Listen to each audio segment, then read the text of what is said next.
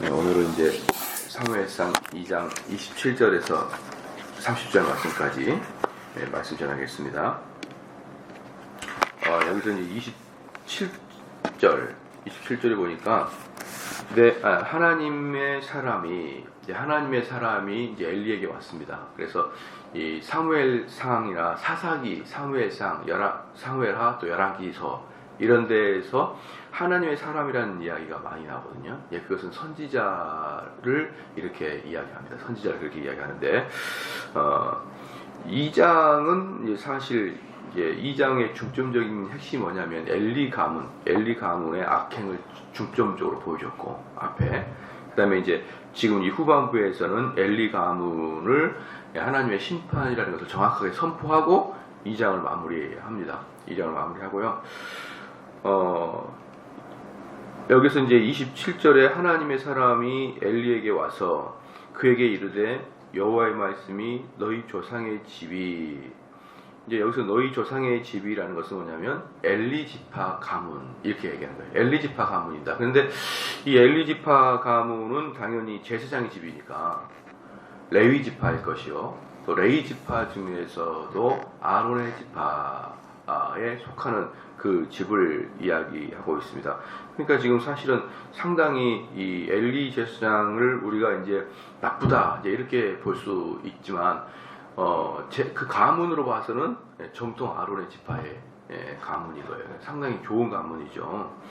그러니까 너희 조상의 집이 이게 이제 아론의 집입니다. 아론의 집이 애굽에서 바로의 집에 속하였을 때에 내가 그들에게 나타나지 아니하였느냐.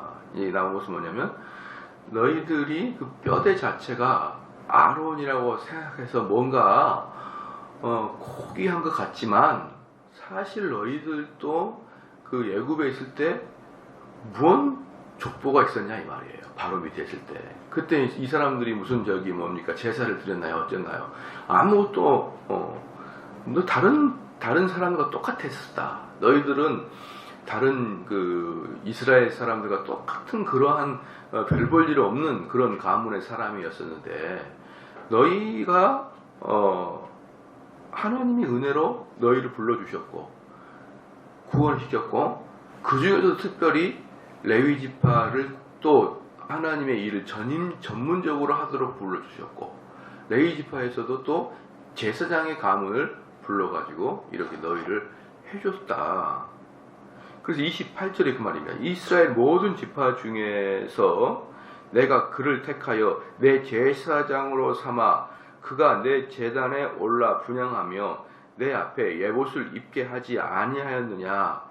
이스라엘 자손이 드리는 모든 화제를 내가 네 조상의 집에 주지 아니하였느냐. 별 볼 일 없는 아론의 집을 너희들을 내가 살려줬고, 그 중에서도 이스라엘 사람들 중에 이스라엘 사람. 그렇죠. 왜 그러냐면 지난번에 말씀드렸듯이 이스라엘은 모든 나라, 모든 열방의 중에서 제사장의 나라라는 말이에요. 제사장의. 이스라엘은 경제와 또 문화, 더 나아가서 군사력으로 주변을 제압하는 게 아니고 제사장의 나라로 이스라엘의 존재 이유가 있는 것이잖아요. 그러면 그 이스라엘은 또 제사장의 나라이니까 가장 또 제사장의 나라다운 그 지파가 레위 지파잖아요. 너희를 특별히 불러서 레위 지파, 그 중에서도 아론의 지파를 대제사장의 가문으로 삼았지, 너희들 자체가 뭔가 대단한 게 있었냐 이 말이에요. 은혜로 다 그렇게 하나님이 해주셨지 않았느냐. 이제 그러면서 여기서 뭐냐면 28절에 이제 마지막에 이스라엘 자손이 드리는 모든 화제를, 이 화제는 뭐냐면 불로 사르는 제사를 말합니다. 불로 사르는 제사. 그러니까 이것은 제사의 또한 종류가 아니고 모든 제사는 다 불로 사르잖아요. 그러면은 그 이스라엘 사람들에게 5개의 큰 제사가 있어요. 우리가 옛날에 과거에 한번 봤는데 5개 큰 제사를 우리가 다시 한번 좀 기억을 해보면은 처음에 소제, 그렇죠? 화목제, 속제제, 속건제, 그 다음에 번제, 가장 중요한 게 번제죠. 이 5개, 소제, 화목제, 속제제, 속건제, 번제, 이 5개가 이스라엘 사람들이 기본적인 제사잖아요. 이 5개가. 근데 이 5개 모두 뭡니까? 태워서 드려요. 태워서. 근데 여기서 이제 번제는 다 완전히 태워서 드리는 걸 제외하는 나머지는 전부 다 반 정도를 태워서 드리고 반 정도는 이제 그 뭡니까? 이스라엘 그 제사장과 그 다음에 백성들, 이걸 드렸던 백성들이 이제 나눠가는 거예요. 그러니까 이스라엘에서 제사를 드릴 때 이제 일단 여호와 하나님께 드릴 것을 먼저 드립니다. 근데 그게 주로 뭐냐면 기름이에요. 기름을 하나님께 드려. 그러니까 이 기름을 하나님께 드리면 두 가지 유익이 있다 그랬죠. 첫 번째는 냄새가 향기가 좋아요. 냄새가 향기가 좋고, 그 다음에 두 번째는 사람이 안 먹는 부분을 이렇게 드렸던 거예요. 그러니까 이제 두 가지가 좋죠. 그렇게 드린 다음에 이제 살코기 중에서는 제사를 드리는 사람과 그 드리는 제사를 집례하였던 제사장이 이렇게 이제 나눠갔습니다. 율법에 의해서 나눠가져요. 어느 부분은 제사장이, 어느 부분은 드리는 자가 이렇게 나눠갔습니다. 그럴 때 이제 그걸 보통 보면은 지난주 말했지만 오른쪽 다리, 넓적 다리나 가슴살 이런 것들을 제사장이 갖고 또 나머지는 어떻습니까? 그 제사를 드리는 자에게 드렸겠죠. 이렇게 드립니다. 그러면은 이제 예를 들어서 오늘이 만약에 제사다 그러면은 제가 이제 오늘 제사를 맡은 이제 당번인 제사장이에요. 그러면 내가 이렇게 하면서 상당히 적지 않은 그래서 가져올 거 아니에요. 상당히 적지 않은. 그리고 그거 외에 레위 지파는 11조를 따로 받았습니다. 그렇죠. 그러니까 제사장이나 레위 지파 사람들은 제사를 드릴 때 나오는 재물의 일부를 가져가고 또 월급을 또 따로 받은 거예요. 근데 그 월급이라는 게 11조에서 나오는 거란 말입니다. 11조에서. 그래서 레위 지파는 다른 지파 사람보다 더 부유했어요. 레위 지파 사람은 다른 지파보다 더 부유했고, 그 다음에 대제사장이나 제사장은 어떻게 사례를 받았냐 그러면은 레위 지파가 또 11조를 해서 레위 지파가 또 많은 이스라엘 사람들이 11조를 해서 레위 지파를 먹여 살리고, 그 다음에 레위 지파가 또 11조를 해서 제사장을 먹여 살립니다. 그러면은 이제 어떻게 되냐면은 12지파 중에서 한 지파, 레위 지파죠. 레위 지파가 있으니까 12개의 돈이 들어오는 거예요. 그러니까 산술적으로 말하면 다른 지파는 9을 갖죠. 왜? 10분의 1 드렸으니까. 근데 레위 지파는 12개가 들어오죠. 그러니까 3개 정도의 차이가 나잖아요. 3개 정도의 차이가 나는 데다가 그 다음에 재물을 또 할 때마다 보니까 다른 지파보다 훨씬 풍족합니다. 또 이제 거기다가 다른 지파에 비해서 레위 지파가 인구의 비율이 적어요. 적어요. 그래서 전체보다 좀 적어요. 근데다가 또 재밌는 게 뭐냐면 레위 지파 비율보다 제사장의 비율도 더 적어요. 그러니까 레위 지파가 또 11조를 내면은 어떻습니까? 이게 이제 제사장은 더 많이 벌죠. 그리고 이제 그 제사장들의 직무는 레위 지파보다 더 비율이 적으니까 제사를 지내는 그 빈도수가 훨씬 많아요.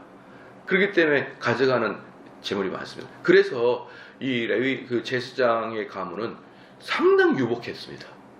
상당히. 우리가 생각하는 것처럼 그러지 않아요. 이스라엘은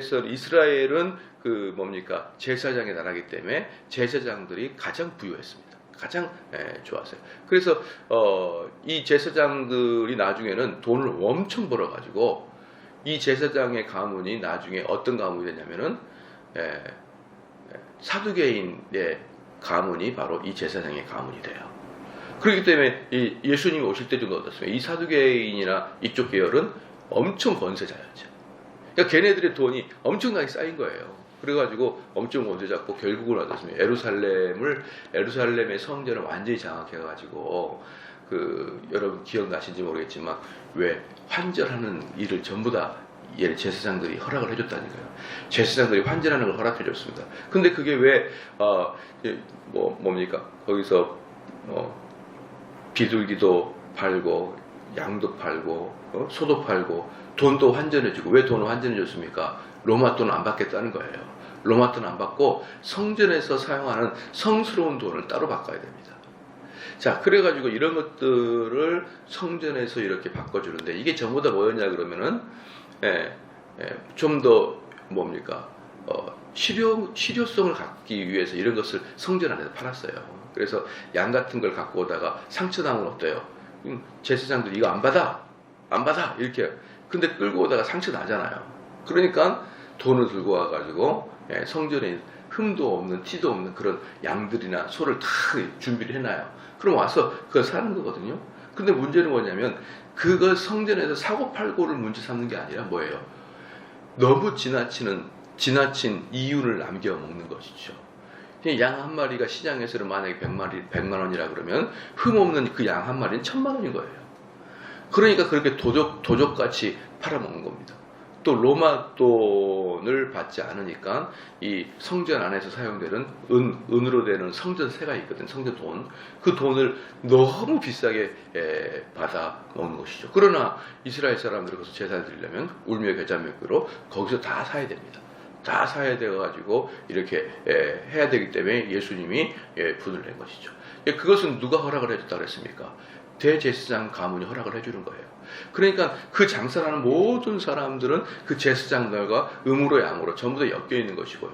그 제사장 가문의 형제들, 식구들, 막 조카들이 막 하고 있고, 또 다른 사람을 하려면 그 돈을 줘서 들어가가지고 그걸 해야 되기 때문에 제사장 가문은 어마어마하게 부자가 된 거죠. 그러니까 그 제사장 가문들이 어마어마하게 부자가 될 수밖에 없었던 구조로 하나님이 제사장들에게 축복을 해줬던 것입니다. 너희들은 이렇게 돈을 많이 가질 수 있도록 내가 너희를 불러줬다. 이것이 너희에게 축복이었다 이 말이에요. 이것이 지금 그걸 이야기하고 있는 것입니다. 너희들이 뭘 잘났냐? 너희들이 뭘 잘났길래 이렇게 교만했냐? 이제 이렇게 이야기를 하면서 그 너희들에게 28절의 마지막에 모든 화제를 내가 네 조상의 집에 주지 아니하였느냐 이 말이에요. 모든 제사 드릴 때 그 화제, 그 남은 그 재물들을 내가 싹 다 너희 조상에게 줬다. 그러니까 29절에 너희는 어찌하여 내가 내 처소에서 명령한 내 재물과 예물을 밟으며 내 아들들을 나보다 더 중히 여겨 내 백성 이스라엘에게 드리는 가장 좋은 곳으로 너희들을 살찌게 하느냐. 그렇게 많이 줬는데 뭘 또 부족해가지고 옛날에는 그러지 않습니까? 경찰들이 하도 박봉이어가지고 길에서 이렇게 뭡니까? 단돈 5,000원씩 주면은 그 교통순경들이 왜 장화에다가 막 돈을 집어넣잖아요. 그 지방에. 그래서 그 집 한 채 3년이면 집 한 채 사고. 근데 그렇게 하는 이유가 뭐였냐면은 돈이 별로 사람들이 없었기 때문에, 그 경찰들이 돈을 많이 못 벌었기 때문에 오히려 그렇게 돈을 벌므로 3년 안에 집 사고 막 그렇게 했었잖아요. 옛날에는 특별히 고속도로에서 사이카 타고 온 사람한테 걸리고 100% 그 뒤에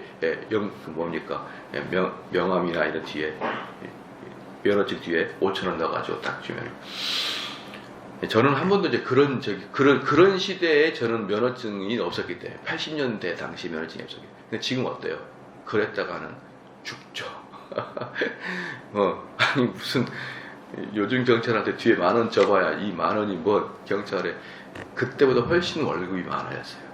비율적으로 일반 대기업에 비해서 그때는 경찰이 뭐 50%라 그러면 80% 이상 90%까지 올려놔 버렸단 말이죠. 그렇기 때문에 그 1, 2만 원, 5만 원 넣어가지고 경찰의 마음을 사로잡을 수가 없도록 만들어 놨지 않느냐. 근데도 아직도 돈을 받느냐 그 뜻인 거예요. 응? 너희들의 그 직분을. 그래서 경찰들이 제일 좋아하는 사람이 누군지 압니까? 대통령 중에 제일 좋아하는 경찰들이 제일 좋아하는 대통령이 누구냐면 전두환이에요. 전두환 때 월급을 확 올려버렸어요. 확 올려가지고 이제는 돈 때문에 너희들 어디 가서 돈 받고 그러지 마. 돈을 파고해서 경찰들의 아버지 전두환. 전두환이가 경찰대 만들고 또 전두환이 형님이 또 경찰이었잖아요. 그래서 경찰의 복지를 가장 많이 끌어올렸던 사람이 전두환이었습니다. 어쨌든 그 당시에 너희들이 하도 돈을 받아 먹어가지고 비리 투성이니까 그 몇 푼 받아가지고 너희들 목 잘리지 마라 그렇게 해가지고 돈을 확실히 올렸던 것처럼 지금 여기서도 화목제로 너희를 다 줬지 않냐, 화제로 다 주고 남들보다 돈을 제사장들이 제가 봤을 때는 계산을 가만히 해봤어요. 계산을 해보니까 보편적인 사람 연봉의 2배야 제사장들이. 보편적으로 2배예요 그냥.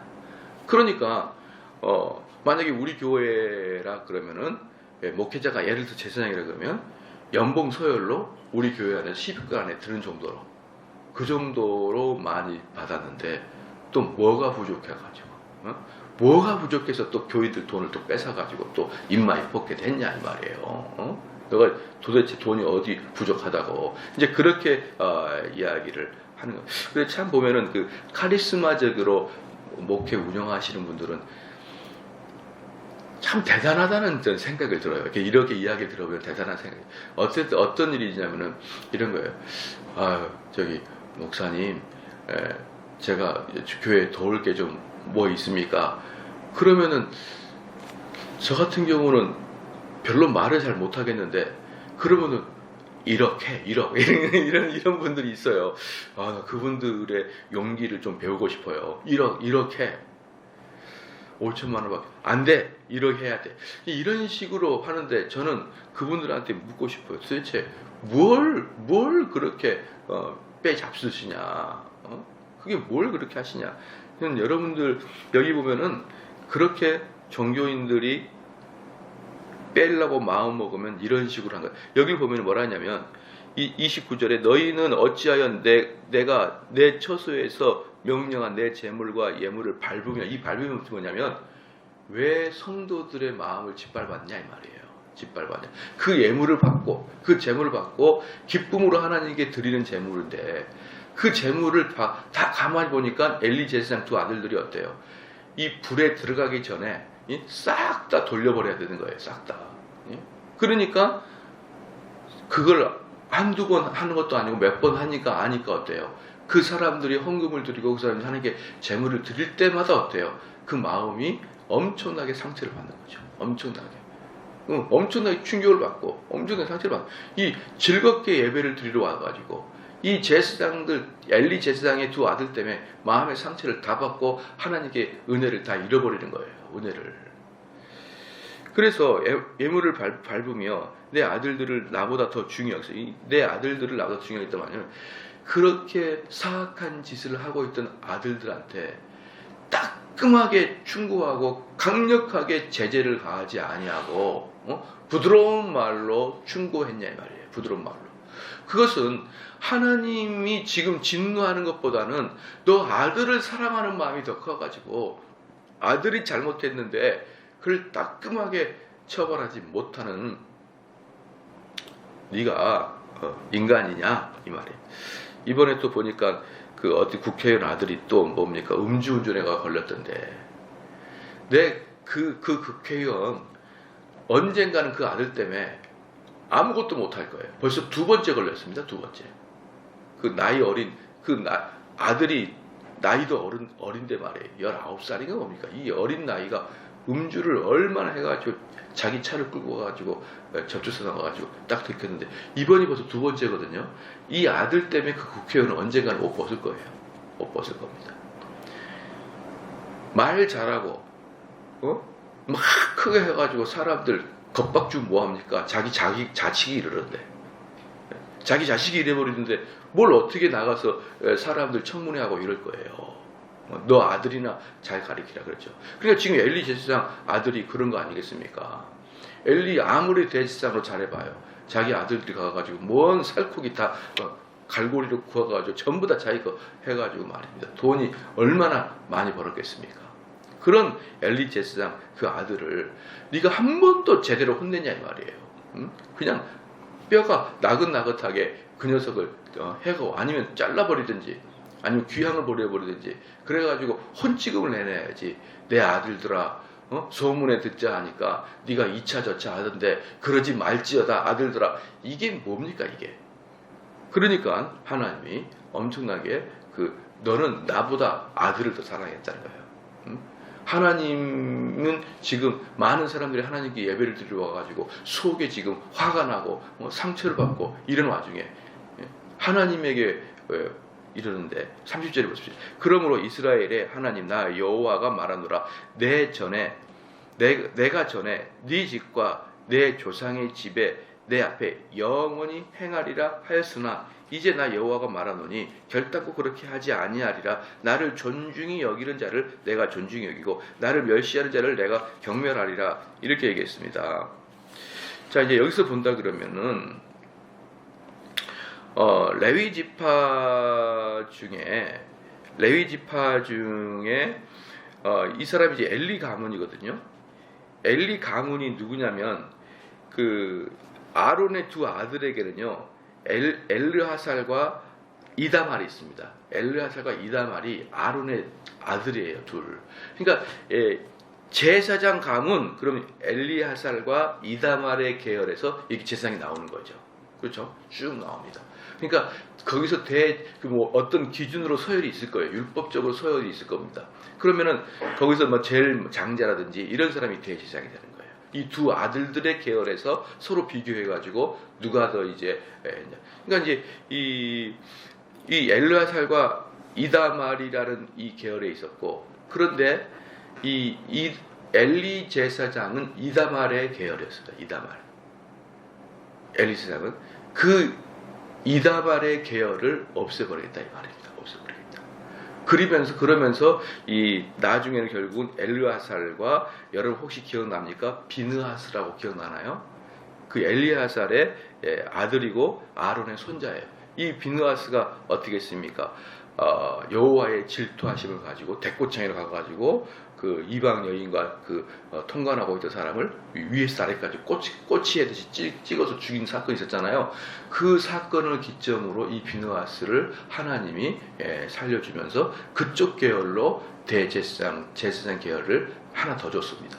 그러니까 이게 누구였냐 그러면은 엘르하살의 아들이었고 아론의 손자였어요. 그러니까 결국은 이다말의 후손은 아론 제사장으로부터 잘림을 당해버린 거죠. 누구 때? 엘리 때. 엘리 때 이제 이 계열을 끝내버리고 만 것입니다. 그러니까 이 엘리 가문을 완전히 없앤다 그러면서 이제 마지막에 뭐랍니까? 나 여호와가 말하노니 결단코 이렇게 하지 아니하리라. 나를 존중히 여기는 자는 내가 존중히 여기고. 이게 뭐냐면 내가 전심으로 여호와 하나님을 섬기라. 네가 전심으로 여호와 하나님을 섬기라 할 때 그 전심이 뭐냐면 존중히 여겨라. 하나님을 가볍게 여기지 마라. 하나님을 무겁게 생각하라. 이런 뜻이에요. 그러니까 하나님을 경히 여겨가지고 하나님의 말씀 자체를 여러분 가볍게 생각하거나, 가볍게 생각하니까 그런 거 그렇게 꼭 구체적으로 알아야 되나? 이렇게 하는데, 만약에 이게 우리가 그 병원에 주는 진단서다, 처방이다 이러면 우리는 상당히 신중하게 그걸 봐야 되는 거예요. 무엇을 먹어야 되며 어떻게 해야 되며 신중하게 봐야 되는 것이죠. 그것처럼 우리는 성경을 신중하게 봐야 됩니다. 지난주에 제가 말씀을 드렸었죠. 어떻게 했냐면, 하나님은 우리 개혁교회에서의 특징이 뭐냐면, 이것이 정말 일반 복음적 교회랑 개혁교회의 핵심적인 차이 중에 하나예요. 우리 개혁교회는 하나님의 직접적인 역사가 아니고 간접적인 역사다. 그렇게 말씀드렸죠. 간접적인 역사다. 그러면은 지금 우리가 이렇게 있는데 하나님이 천국에서 직접 우리에게 찌릿찌릿 전기를 통하듯이 우리에게 내려온 게 아니라 말씀을 통해서 하나님이 우리에게 오시기 때문에 우리는 항상 간접적인 하나님의 역사예요. 그런데 복음주의 교회는 하나님의 직접적인 역사를 말해요. 하나님의 직접적인 역사를 말하고 우리 개혁교회에서는 하나님의 간접적인 역사를 말합니다. 이게 아무것도 아닌 것 같죠. 이 부분의 핵심적인 차이가 뭐냐면, 그럼 하나님이 누구라 그랬습니까? 하나님이 어디 계신다 그랬죠? 말씀에 계신단 말이에요. 하나님 말씀에 계십니다. 그럼 너가 하나님 믿느냐? 이것은 하나님 말씀을 믿느냐 이거예요. 하나님 믿느냐? 직접적인 하나님, 그 공중에 떠다니는 하나님을 우리는 얘기 안 해요. 복음주의권은요, 너가 하나님 믿느냐? 그러면 하나님 말씀을 믿느냐로 하지 않아요. 너가 하나님 말씀, 하나님 믿느냐고, 하나님이 존재하심을 믿습니다 이렇게 얘기해요. 하나님이 존재하심을 믿습니다 이렇게 얘기해요. 우리는 그걸 믿는 게 아니라 하나님 말씀 믿느냐예요. 그럼 여러분이 하나님 안 믿는다? 그럼 뭘까요? 하나님 말씀을 순종하지 않느냐 이 말이에요. 간단하죠? 그래서 개혁교회는 하나님 말씀에 순종하지 않는 자를 하나님을 믿지 않는다 이렇게 봐요. 근데 복음주의 교회는 너희가 하나님을 믿지만 왜 하나님의 말씀에 순종하지 않느냐 이렇게 두 단계를 나가요. 좀 이해가 되나요? 그러니까 복음주의 교회는 어떻게 합니까? 기본적으로 하나님 믿어. 왜? 하나님 믿는 것이 아무것도 어렵지 않거든요. 그냥 공중에 떠다니는 홀령 같은 그분을 믿어요. 그러나 연약해서 말씀을 순종을 못하는 거예요. 근데 우리 개혁교회는 너가 하나님 믿느냐? 응? 하나님 말씀을 믿느냐예요. 하나님 말씀에 순종하지 않느냐? 그럼 하나님 말씀을 믿지 않는 거죠. 하나님을 믿지 않는 거죠. 이렇게 가기 때문에 개혁교회가 옳죠. 그죠? 개혁교회가 옳아요. 복음주의가 틀렸어요. 틀렸기 때문에 그들은 매번 왜 하나님 믿는 자들이 하나님 말씀에 순종을 못할까? 맨날 쾌수점만 갖고 있어요. 하나님을 믿는 자들이 왜 하나님을 믿지 못할까? 개혁교회는 당연하지. 그들은 하나님 믿지 못하니까. 좀 이해가 되십니까? 그래서 엄청나게 많은 사람들이 고민을 하고 있는 거예요. 목사님, 많은 사람들은 하나님 믿는다고 하는데, 그럼 저는 스톱. 다시 정정해 줍니다. 하나님 믿는다고 하는 게 그게 아닙니다. 하나님 믿는다는 것은 하나님 말씀을 믿는다는 것이에요. 여러분 이해가 되셨죠? 그것이기 때문에 그러면 하나님을 가벼이 여긴다는 사람은 뭐예요? 성경을 가볍게 여긴다는 거예요. 하나님을 가벼이 여긴다는 사람은 하나님 말씀을 쉽게 받아들인다는 거예요. 그렇기 때문에 말씀을 꼼꼼히 보려고 하지도 않냐고. 하나님 말씀이 나에게 무엇을 요구하는지도 보지도 않고 이렇게 가볍게 여기느냐? 그럼 나도 너를 가볍게 여기겠다. 네, 간단합니다. 이런 그 사소한 아이디어가, 이런 사소한 개념의 차이가 복음주의 교회는 아예 하나님 말씀을 가볍게 여기고. 그래서 제가 가끔 놀란 게 뭐냐면, 오늘 하나님께서 나에게 이렇게 말씀하셨는데, 나는 오늘 이렇게 하기 쉽지 않다. 막 이렇게 아주 어린이들이 뭡니까? 큐티하듯이 가볍게 큐티를 해요. 하나님이 이렇게, 나는 오늘 하나님 이 말씀에 마음이 좀 상하네. 좀 삐쳤어 내가. 하나님이 나에게 위로해 줘야 되는데 왜 이러지? 막 이러면서 성경을 대하는 태도가 초등학생들이 일기 쓰듯이 가볍게 봐요. 가볍게. 그래서 심지어 이런 책도 있습니다. 지금은 그 책 나온지 모르겠지만 한 10년 전만 해도 주님과 함께하는 댄스, 그러니까 주님과 함께하는 그 댄스를 추는 거예요. 이렇게 아름다게. 또 주님과 커피 한 잔. 벌써 제목 자체가 어때요? 주님과 커피 한 잔. 가볍죠. 주님의 말씀에 격노하심 어때요? 무겁잖아요. 벌써 책 제목 자체가 가벼워요. 주님과 함께하는 데이트. 또 뭡니까? 요한복음과 함께하는 산책. 어때요? 가볍잖아요. 그러니까 이 벌써 제목부터, 그리고 설교자들이 다루는 주제부터 가벼워요. 얘네들은. 그렇게 하는 것은 너희가 주님을 가벼이 여길 것이다. 그렇죠? 그런 것을 주님은 너희를 경하게, 나도 너희를 가볍게 여기겠다. 여러분, 하나님 말씀을 바로 하나님 자체인 것이라는 것을 여러분은 알아야 됩니다. 그리고 우리는 항상 신앙생활을 존중해야 돼요. 존중. 이걸 가볍게 여기면, 이번에도 여러분이 전도대회를 발표하게 되면 그런 전도대회를 가벼이 여기면 안 되는 거예요. 교회에서 어떤 그 귀중한 영적 사역, 또 뭡니까? 전도나 복음 선포나 또는 부흥회나 사경회나 이 모든 것들은 말씀의 잔치잖아요. 이런 것들을 절대로 가볍게 여기면 안 됩니다. 그래서 많은 분들이 또 하나의 행사구나, 뭐 이렇게 하구나, 이것은 우리가 주님을 몰라도 너무 모르는 것이다.